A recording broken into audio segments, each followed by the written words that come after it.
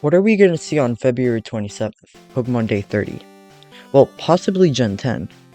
Hey everyone, I'm Jay at Art, but you can call me Jay. Today I'll be sharing my predictions for Pokemon Day 30. Let's get into it.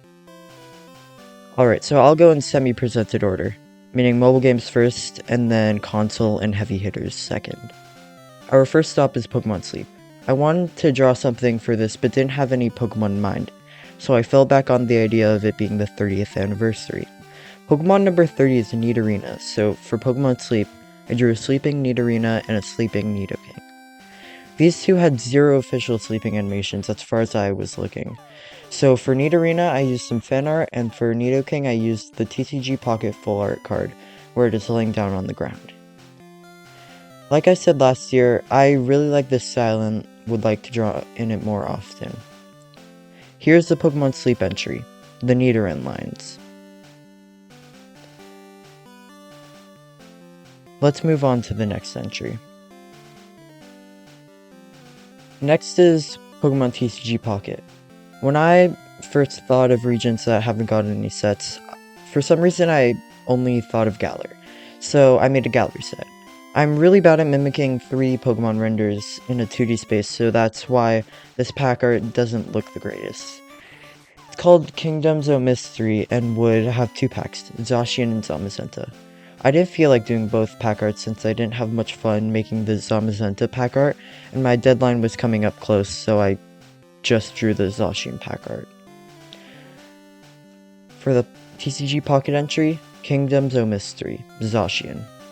It would include many Galar Pokemon, obviously, but other royal-related Pokemon such as the Aegislash line.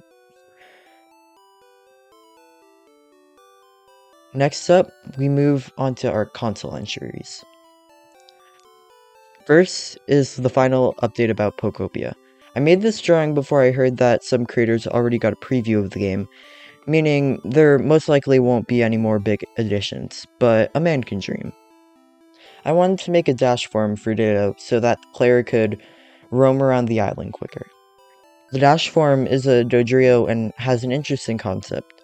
The Ditto would have a hard time transforming into 3 different creatures, so it only successfully pulled off the main head, not the other 2 side heads. Our Pokopia entry, Ditto dash form, Dodrio transformation. Let's move on to a big one. Next is the Pokemon Classic port to the Switch and Switch 2. Every mainline Pokemon game from Gen 1 to Gen 7 would be part of this collection and would be revolutionary for Switch players. For anyone who hasn't or couldn't play past games, it would make it much easier. I'm pretty proud of how I made the box art. Having the starters of the regions that kicked off Pokemon on the certain system would be nice to see. Console entry, Pokemon Classics. Let's move on to the main attraction of the presents, Generation 10. I made 3 random starters for this because I have seen none of the leaks for Gen 10. I made a sheep, bird, and snake, but with not much inspiration past that.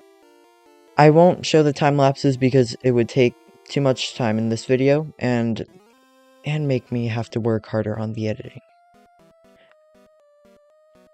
Generation entry, Generation 10 starters. There are some of the greatest designs I've made so far in general, not just starter-wise. Now I want to talk about other things that I didn't draw anything for. Speed round, Champions will finally get its release date being in early to mid-April.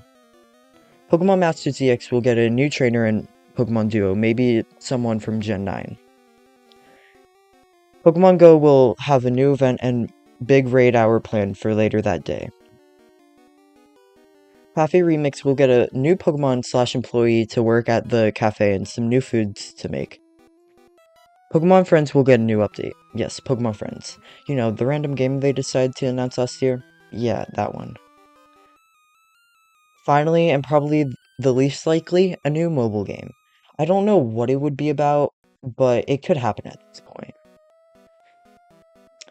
That was actually a lie. This is the final and least likely one. A second ZA DLC? It could center around 2 things. Volo coming back through hyperspace like a Mega Garchomp Z, That's how we would get that Megastone. Or it could be about rebuilding Prism Tower after Quasarctica finds a subterranean tunnel system far beneath Lumia City, where new megas are discovered, a civilization of underground people, and the rare materials to rebuild Prism Tower. It could also be a plot twist that it was never the ultimate weapon that made AZ live that long, but it was actually that he was one of these subterranean dwellers who can live for thousands of years. You want to guess which idea I like better? With that, those are my predictions for Pokemon Day 30. Like and subscribe if you made it this far, and I hope this video ages well. It won't. I'll see you all next time.